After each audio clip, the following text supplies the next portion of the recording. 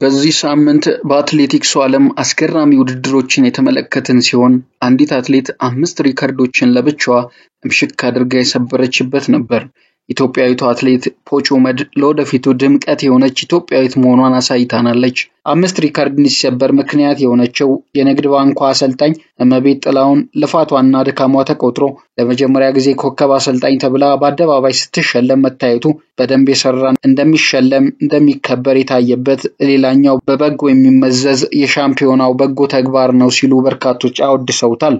አንጋፋው የኢትዮጵያ ሻምፒዮና ከሌሎች ውድድሮች የሚለየው ዘር፣ ሃይማኖት፣ ጾታ ሳይቆጠርበት ከሁሉም ክልልና ክለቦች የሚመጡ ተሳታፊዎች አንድ አይነት ቋንቋ የሚያወሩበት ኢትዮጵያዊነት ከፍ ብሎ የሚዘመርበት መድረክ መሆኑ ነው። በ54ኛው ሻምፒዮናም እንደከዚህ ቀደሞቹ ትንሿ ኢትዮጵያ ከፍ ብላ የታየችበት ነበር ብሎ በኩራት መናገር ይቻላል። ሲዳማ፣ ትግራይ፣ ኦሮሚያ፣ ማዕከላዊ ኢትዮጵያ፣ ሐረር ብቻ ከየትም ይምጡ በክልል በሰፈር ሳይታጠሩ ሁሉም እንደ አንድ ተሳስበው ተፋቅረው ቋንቋ፣ ባህልና ታሪክ ልምድ ተካፍለው በእንባ ሳይቀር ታጅበው መለያየታቸው ሻምፒዮናውን ይበልጥ ቀለም ሰጥቶታል። ኢትዮጵያ የተገለጸችበት መድረክም ነው ብሎ በድፍረት መናገር ይቻላል። ሪከርዶች በብዛት የተሰባበሩበት ጉደኛው 54ኛው የኢትዮጵያ አትሌቲክስ ሻምፒዮና የወደፊቶቹን የኢትዮጵያ ከዋክብት አስመልክቶን አልፏል። በሜዳ ተግባራት ውድድር ከተሰራ በዓለም አቀፍ ደረጃ ውጤት ማምጣት እንደሚቻል ፍንጭ ሰጥቶ ያለፈ ሻምፒዮና ነበር። ደምቆ የተጠናቀቀው አንጋፋው 54ኛው የኢትዮጵያ ሻምፒዮና በርካታ ወጣት አትሌቶችን ያስተዋወቀ ሆኖ አልፏል። እድሜ ጠገቡ የኢትዮጵያ አትሌቲክስ ሻምፒዮና በልዩ ድምቀት ነበር የተጠናቀቀው። ትራኩ ውድድሩን ብቻ ሳይሆን ዓለም አቀፍ የማዘውተሪያ ስታንዳርድን የማያሟላ መሆኑ ቢታወቅም እንዲሁም ትራክ 1 የሚባለው የመሮጫ መስመር ታጥፎ በ7 ትራኮች ብቻ ከደረጃ በታች ሆኖ ቢካሄድም በርካታ የትራክ ሪከርዶችና ሰዓቶች መሻሻላቸውንና የውድድሩ ድባብ በልዩ ድምቀት መጠናቀቁን ብዙዎች በበጎ የተመለከቱት ጉዳይ ሆኗል። በዓለም የገነነ ስም ያለውና የኢትዮጵያን አትሌቲክስ የማይመጥን የስልጠና ትራክ ላይ መካሄዱ ግን አስተዛዛቢ ሆኖ አልፏል። እንደከዚህ ቀደሞቹ በበቂ ሁኔታ በተመልካች ታጅቦና ተጨናንቆ የተካሄደ ውድድር አለመሆኑም ብዙ ሊያስብለው ይችላል። ያም ሆኖ ግን እነዚህ ሁሉ ጸጾች ሳይሸፍኑትና መጥፎ ጥላ ሳያጠሉበት ከብዙዎች ግምት ውጪ በሆነ መልኩ አምሮና ደምቆ ሪከርዶች ተሰባብረውበት መጠናቀቅ ችሏል። ውድድሩ ደምቆ እንዲጠናቀቅ በሐሳብ ልዩነት ለሁለት ተከፍለው የነበሩ ስራ አስፈጻሚዎች የሐሳብ ልዩነታቸውን ወደ ጎን ትተው በጋራ ተናበው መስራታቸው ወሳኝ እንደነበር በርካቶች ይስማሙበታል። ያም ሆኖ ግን መጪውን ዓለም ሻምፒዮን አስመልክቶ ሚኒማ ለማሟላት የታሰበው የትሪያል ጉዳይ መጨረሻው ባለመታወቁና በአመራሩ መካከል ልዩነት መኖራቸው ሻምፒዮናው የፈጠረውን አንድነት እንዳያፈርሰው ያሰጋል። ይህ የትሪያል ጉዳይ እጅግ አሳሳቢና መፍትሄ የሚፈልግ ከመሆኑም ባሻገር አትሌቶቹን ያስጨነቀ እንዲሁም አመራሩን ለሁለት የከፈለ በቶሎ መፍትሄ የሚሻ ጉዳይ ይመስላል።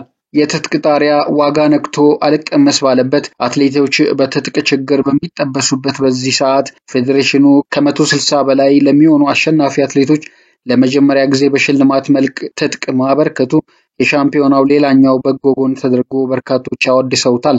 በኦሎምፒክ ወቅት ካልሆነ በስተቀር እንብዛም ድምፁ የማይሰማው የኢትዮጵያ ኦሎምፒክ ኮሚቴ የድግሱ ቀጥተኛ ተሳታፊ በመሆን 2 ከዚያ በላይ ሪከርድ ለሰበሩ ሰዓት ላሻሻሉ ለ3 ነባር ዳኞች እውቅናና ሽልማት መስጠቱ ኦሎምፒክ ኮሚቴውን የሚያስመሰግነው ሲሆን ወደ ስልጣን ከመጣው አዲሱ ስራ አስፈጻሚ ጋር በትብብር አብሮ የመስራትና የመደጋገፍ ባህል እየተፈጠረ ስለመሆኑም አመላካች ሆኖ አልፏል።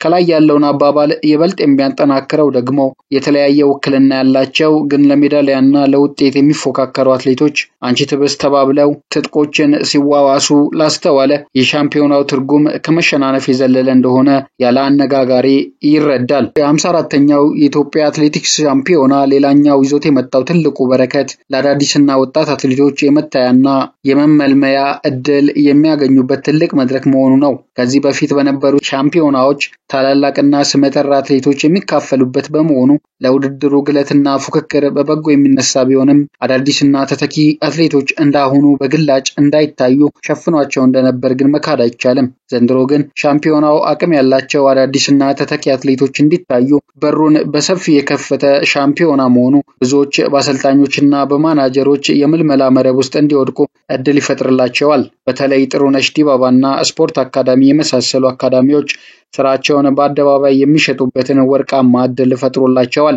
በዚህ ሻምፒዮና ሁላችንም ቆመን ልናመሰግናቸው የሚገባው የሕክምና ቡድኑን ነው። በሌለ የሰው ኃይል ለአፍታም ሳይዘናጉ የተወዳዳሪ አትሌቶችን ጤንነት ለመጠበቅ የከፈሉት ዋጋ በቃላት የሚገለጽ አይደለም። በአራቱም ማዕዘን ጉዳት የገጠመው አትሌትን ለመታደግ በሁሉም አቅጣጫ ፈጥነው በመድረስ ሊያጋጥሙ የሚችሉ አደጋዎችን በሙያቸው ሲታደጉ ታይቷል። ከምንም በላይ በአነቃቂ እጽ ክፉኛ የምትጠረጠረውን ሀገራችንን ስም ለመጠበቅ የሄዱበት ርቀት ባለሙያዎቹን ዝቅ ብለን እንድናመሰግናቸው ያስገድደናል። በመጨረሻም የመክፈቻና የመዝጊያ ፕሮግራሙ በኢትዮጵያ ቴሌቪዥን የቀጥታ ሽፋን ማግኘቱ በሀገር ውስጥና በውጭ ያሉ ኢትዮጵያውያን ሻምፒዮናውን በቀላሉ እንዲከታተሉ ወርቃማ ዕድልን ከመፍጠሩ በላይ ነገ አትሌት የመሆን ህልም ላላቸውና ተወዳዳሪ ለሆኑ አትሌቶች ጭምር ትልቅ የመነሳሳት ስሜትን በመፍጠሩ በበጎ ጎን የሚወሰድም ይሆናል። እንግዲህ ውድ ቻናላችን ተከታታዮች ከቻናላችን ጋር ስለምትሆኑ እናመሰግናለን። መረጃዎቻችን ለሌሎች እንዲደርሱ ቻናላችንን ላይክ፣ ሼር፣ ሰብስክራይብ አድርጉ እንላለን። በሌላ መረጃ ዳግም እስከምንገናኝ ሰላም።